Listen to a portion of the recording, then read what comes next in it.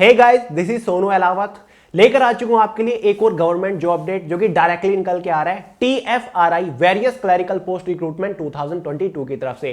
TFRI मतलब tropical forest research institute, जो कि ministry of environment, forest and climate change, government of India के under आता है। इसी के अंदर friends LDC lower division clerk, साथ ही स्टेनोग्राफर और MTS की पोस्ट के ऊपर वैकेंसीज निकल चुकी है। फ्रेंड्स ऑल इंडिया की वैकेंसी है, मेल और फीमेल दोनों ही कैंडिडेट के लिए एकदम बेस्ट वैकेंसी रहने वाली है। तो चलिए आगे इस वीडियो में आपको इस वैकेंसी के बारे में कंप्लीट डिटेल्स प्रोवाइड करूंगा। यहां पर मैं आपको पोस्ट वाइज सिलेक्शन प्रोसीजर के बारे में बताऊंगा, साथ ही पोस्ट वाइज एलिजिबिलिटी क्राइटेरिया के बारे में बात करेंगे, एग्जाम पैटर्न समझेंगे, एग्जाम सिलेबस के बारे में देखेंगे, साथ ही सिलेक्शन होने के बाद किस पोस्ट के ऊपर आपको इनिशियल इन हैंड सैलरी क्या मिलेगी, जॉब लोकेशन क्या रहेगी, जॉब प्रोफाइल क्या होगी, पोस्ट वाइज वैकेंसीज के बारे में भी बात करेंगे। तो फ्रेंड्स अगर आप इस वैकेंसी के लिए एलिजिबल होंगे, अगर आप इस वैकेंसी को लेकर इंटरेस्टेड होंगे तो यार फॉर्म जरूर अप्लाई करेगा। तो चलिए फटाफट वीडियो को शुरू कर लेते हैं। उससे पहले आपको याद दिला दूं, कल ही यानी कि 11 फरवरी शाम 5 बजे जबरदस्त मैराथन चैनल के ऊपर आ रहा है, जिसमें हम हिस्ट्री ऑफ एंशिएंट इंडिया को कवर करने वाले एक ही वीडियो, कॉन्सेप्ट क्लियर हो जाएगा। उसके बाद और भी जबरदस्त मैराथन लेकर आएंगे। चाहे आप किसी भी कॉम्पिटिटिव एग्जाम के लिए तैयारी कर रहे हो, जबरदस्त लेक्चर रहने वाला है, तो कल का वीडियो मिस मत करिएगा। तो चलिए बात कर लेते हैं भाई अपनी वैकेंसी के बारे में। जैसे कि आपको बता चुका हूं, TFRI जिसकी फुल फॉर्म है ट्रॉपिकल फॉरेस्ट रिसर्च इंस्टीट्यूट, जो कि अंडर आता है या फिर एक सब्सिडरी है Indian council of forest research and education, और जो कि अंडर आता है ministry of environment, forest and climate change, government of India के अंदर। क्लियर हो गया। टोटल नंबर ऑफ वैकेंसी इसके अंदर 42 निकली हुई है, जिसमें काफी सारी डिफरेंट पोस्ट है, कुछ क्लरिकल पोस्ट भी है, कुछ टेक्निकल पोस्ट भी है। बात हम क्लरिकल पोस्ट के बारे में, जिसमें से हमारी LDC की पोस्ट है, लगभग 9 वैकेंसी निकली हुई है। MTS की पोस्ट निकली है, वहां पर आपकी 16 वैकेंसी निकली है। साथ ही आपकी स्टेनोग्राफर की भी पोस्ट है और साथ ही फॉरेस्ट गार्ड की भी पोस्ट यहां पर निकली हुई है। फाइनली बात कर लेते हैं इंपोर्टेंट डेट्स के बारे में। फॉर्म इसके ऑलरेडी स्टार्ट हो चुके हैं 7 फरवरी 2022 से। फॉर्म की जो लास्ट डेट रहेगी वो 9 मार्च 2022 रहने वाली है। फॉर्म फीस के बारे में बात करें, जनरल, OBC, EWS कैटेगरी वालों के लिए 1300 फॉर्म फीस चार्ज किए गए हैं। ST/SC कैटेगरी वालों के लिए यहां पर 800 फॉर्म फीस चार्ज किए गए, वहीं पर फीमेल कैटेगरी के लिए भी 800 फॉर्म फीस चार्ज किए गए हैं। फाइनली बात कर लेते हैं इसके एलिजिबिलिटी क्राइटेरिया के बारे में। सबसे पहले एज लिमिट को देखते हैं, उसके बाद एजुकेशन क्वालिफिकेशन देखेंगे पोस्ट वाइज।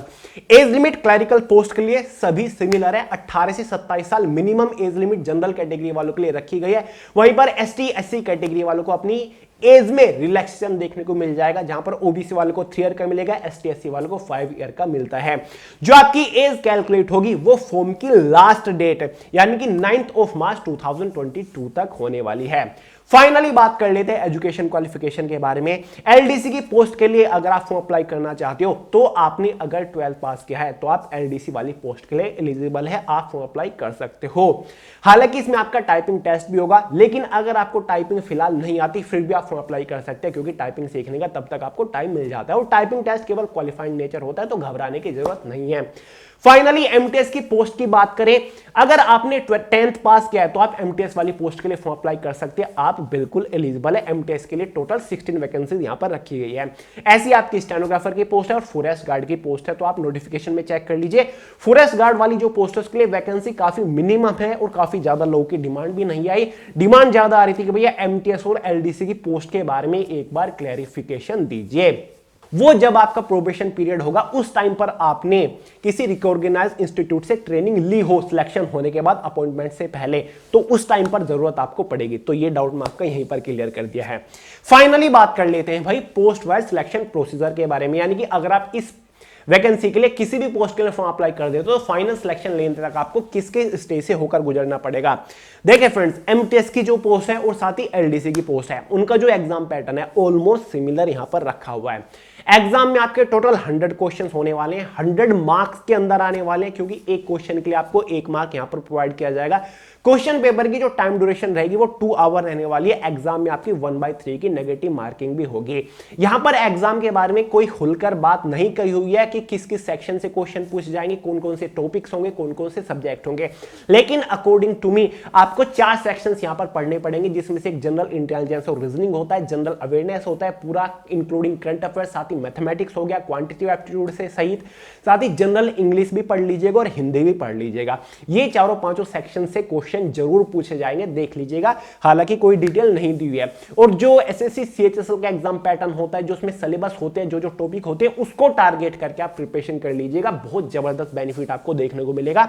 आगे चलकर अगर कोई एग्जाम पैटर्न वगैरह के बारे में, सिलेबस के बारे में डिटेल आती है तो मैं आपको वीडियो के थ्रू इन्फॉर्म कर दूंगा। क्लियर है? दोनों पोस्ट के लिए आपका एग्जाम सेम ही होगा, मतलब एग्जाम तो अलग अलग होगा लेकिन एग्जाम पैटर्न सिमिलर है, इतने ही मार्क्स का है और इतने ही क्वेश्चंस का है। एक चीज मुझे अच्छी लगी, 100 क्वेश्चन के लिए 2 आवर आपको सोल्व करने के लिए दिए जा रहे हैं, जो कि काफी अच्छे, आप आसानी से सोल्व कर लोगे।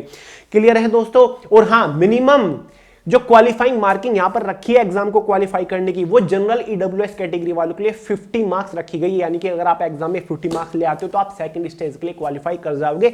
ओबीसी वालों के लिए 45% मार्क्स है, एसटी एससी वालों के लिए 40% मार्क्स है, और जो सेकंड स्टेज के लिए यानी कि जो एग्जाम में लोग क्वालिफाई होंगे वो 1:5 के अकॉर्डिंग होंगे। क्लियर है? और हाँ, एग्जाम की बात हो रही है तो आपको बेस्ट बुक के बारे में यहीं पर बता देता हूं।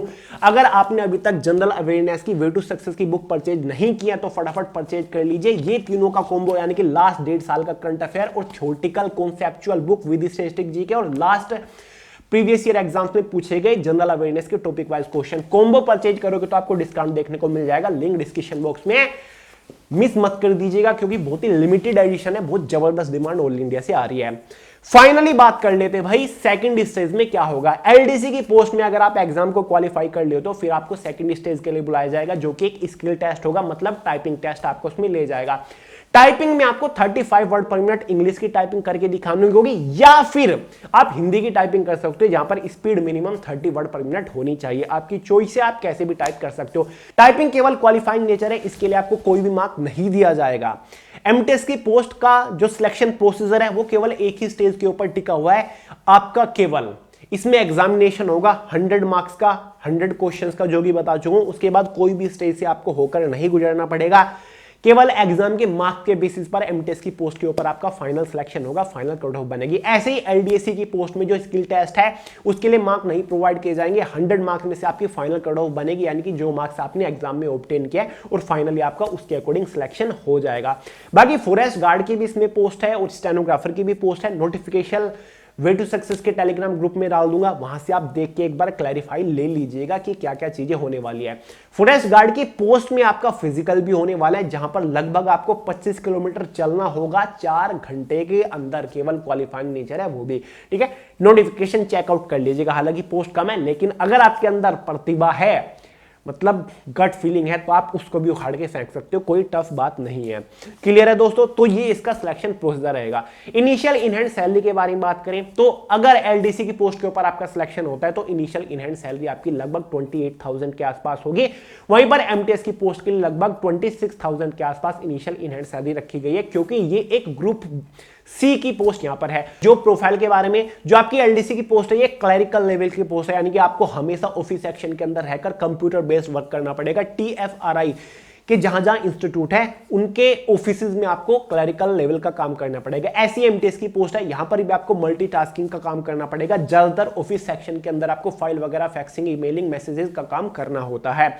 क्लियर हुआ? अब जॉब लोकेशन के बारे में बात करें कि भैया अगर हमारा सिलेक्शन हो जाता है किसी पोस्ट के ऊपर तो जॉब लोकेशन क्या रहेगी, इसके नोटिफिकेशन में क्लियरली कहा हुआ है जो टीएफआरआई का हेडक्वार्टर है वो तो आपका जबलपुर मध्य प्रदेश के अंदर है, तो काफी ज्यादा चांसेस, और ज्यादा से ज्यादा जो ऑफिस भी हैं वो भी जबलपुर के अंदर है, तो चांसेस आपके मध्य प्रदेश के अंदर ही है। और साथ ही ऑल ओवर इंडिया में आपको जॉब लोकेशन मिलेगी। ऑफिशियल नोटिफिकेशन में क्लियरली कहा हुआ है कि जहां जहां ऑफिसेज हैं, जहां जहां ब्रांचेस हैं, या फिर जहां जहां इंस्टीट्यूट हैं ट्रॉपिकल फॉरेस्ट के, वहां वहां आपकी जॉब लोकेशन रहेगी, और वो ऑल इंडिया के डिफरेंट डिफरेंट स्टेट में रखे हुए हैं। क्लियर हुआ डाउट? बाकी एग्जाम वगैरह की जितनी भी डिटेल्स हैं वो मैंने आपको दे दी है, बाकी नोटिफिकेशन में भी दी हुई है। बाकी इतना कहूंगा यार, अपॉर्चुनिटी अगर आपके अकॉर्डिंग ठीक हो, आपके लिए सुटेबल हो, तो यार फॉर्म अप्लाई कर दीजिएगा अगर आप फॉर्म फीस अफोर्ड कर पाए। हालांकि फॉर्म फीस थोड़ी सी अनरिजनेबल मुझे लगी, 500-600 के आसपास यार यहां पर होनी चाहिए थी, लेकिन कोई बात नहीं, अगर आप अफोर्ड कर पाओ तो आप अप्लाई कर दीजिए, क्योंकि बाकी वैकेंसीज के कंपैरिजन में कंपटीशन कम रहने के चांसेस है। एक तो फॉर्म फीस ही हो गई काफी हाई है, एक जो वैकेंसीज हैं वो भी थोड़ी सी लिमिटेड हैं, तो 2-3 ऐसे फैक्टर बन जाते हैं जो कि इस वैकेंसी को थोड़ा यूनिक बना देते हैं बाकी रैंडम वैकेंसी से। क्लियर है दोस्तों?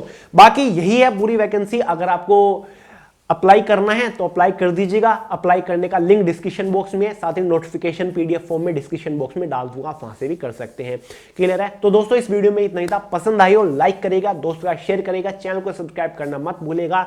बाकी मिलते हैं अगली वीडियो में बहुत जल्द, तब तक के लिए जय हिंद।